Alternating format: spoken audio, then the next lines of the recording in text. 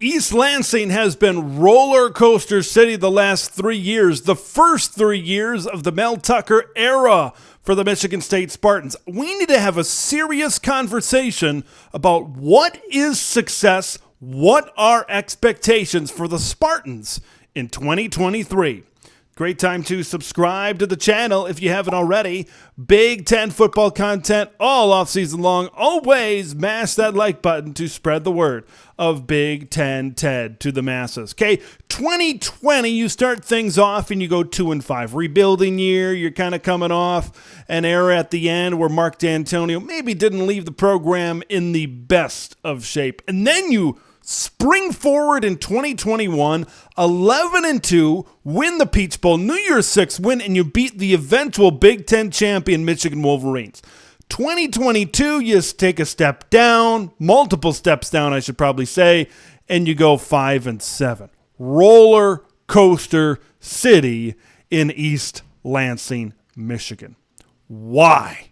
Why have things been so up and down? Mel Tucker appears to be recruiting pretty well, right? High school recruiting classes, top 25, top 30, top 5 in the Big Ten Conference right now. But for one reason or another, it hasn't translated into victories. Like when you take a look at Mel Tucker and what he's done at Michigan State, you got to immediately, your eyes are immediately drawn to 2021, as they should be. It was the high point so far of the Mel Tucker run, and it was the season that got Mel Tucker paid to be one of the Big Ten's highest paid coaches. You really zoom in and you really look at what that 2021 season was all about. It was about a one-year wonder. It was about a guy in Kenneth Walker that transferred in from Wake Forest and was plugged into a system that really fit his skill set, and everything meshed together, and it went great. Michigan State also won a lot of close games that season. Like, this was a 10-2 team in the regular season. This easily could have been an 8-4 team in the regular season. They had a lot of bounces of the football go their way in 2021, but you got to give them a lot of credit for winning close games and getting over the hump and really having a really good season.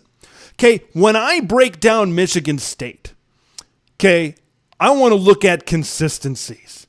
Because in order to determine what expectations should be for this year, for next year going down the road, I got to, even when there's been a lot of inconsistencies in terms of wins and losses and performance on the field, I got to try to find consistencies. One thing that's been consistent: bad defense. The last two seasons, 2021 and 2022, have both been bad defenses. Michigan State has had one of the worst defenses both of those seasons. They've ranked in the bottom, 3 or 4 of the Big Ten in most defensive categories in both 21 and 22. I think a lot of people thought this defense would take a step forward in 2022 because you can't be as bad as they were, especially against the pass, as they were in 2021, but they were bad. And then when you take a look at guys coming back for 2023, one of your better returners, Jeff Petrowski, ups and transfers to Big Ten rival Wisconsin. Okay, this is a program where the talent, you look at 24/7 Sports, you look at On3, you look at these recruiting services, you look at transfer portal rankings. This is a team that probably should be 7, 8, 9 wins a season. But it hasn't turned out that way. Look, after 2021, they back up the Brinks truck and they pay Mel Tucker. Because a lot of people thought that was the season. That proved that a lot of Michigan State fans thought, okay, we can compete with the Michigans. We can compete with Ohio States, with Penn States. We can be on that level. We need to spend money to keep this great coach here. He just hasn't been able to do it multiple seasons, and it doesn't look like the future is very bright where he can get back to that 9 or 10 win level. Let's talk about 2023. Let's talk about this season.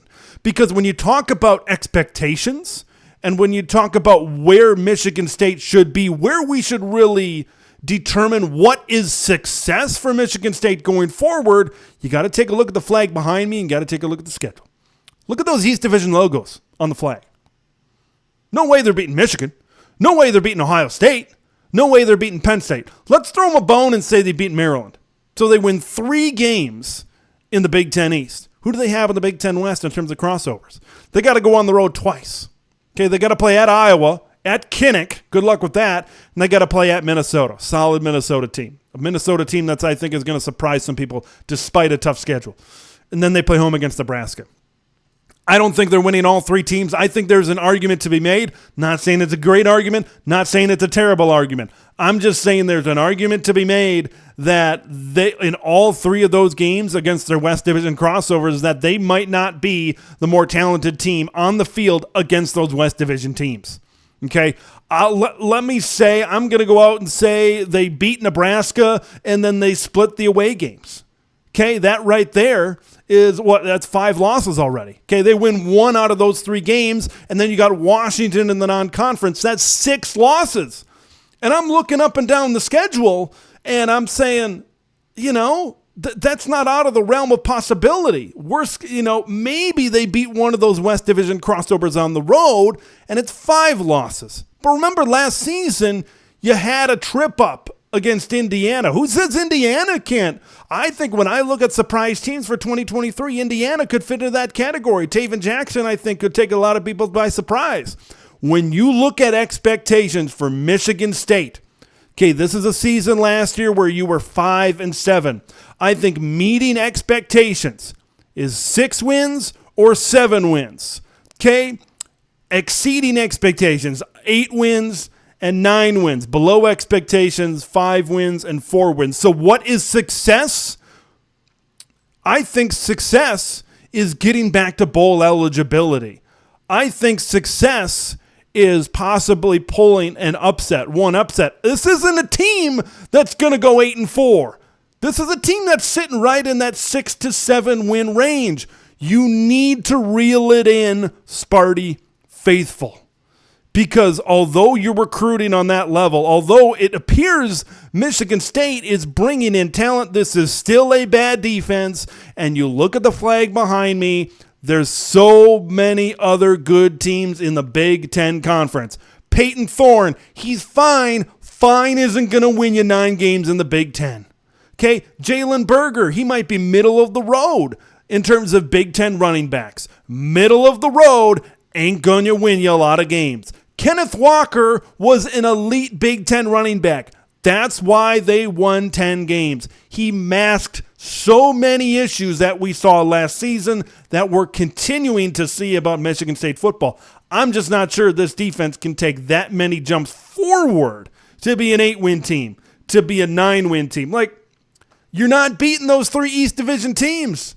You're not beating Washington is going to be a really good team. That's 4 losses right off the bat.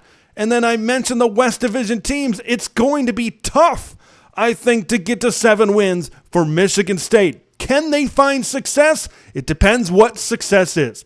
I want to hear your thoughts. What do you view success as in 2023 for Michigan State? I want to hear your thoughts in the comments below. Do you think they're floating right around a 6 or 7-win team like I think? If you think differently, or if you agree, whatever, leave your thoughts in the comments below. Subscribe to the channel if you haven't already. I'm Big Ten Ted. We'll see you in the next one.